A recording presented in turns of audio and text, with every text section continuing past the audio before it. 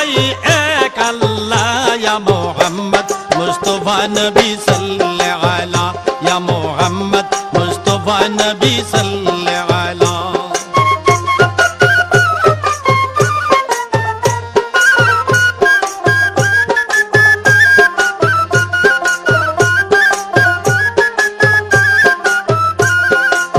নবীজি আদম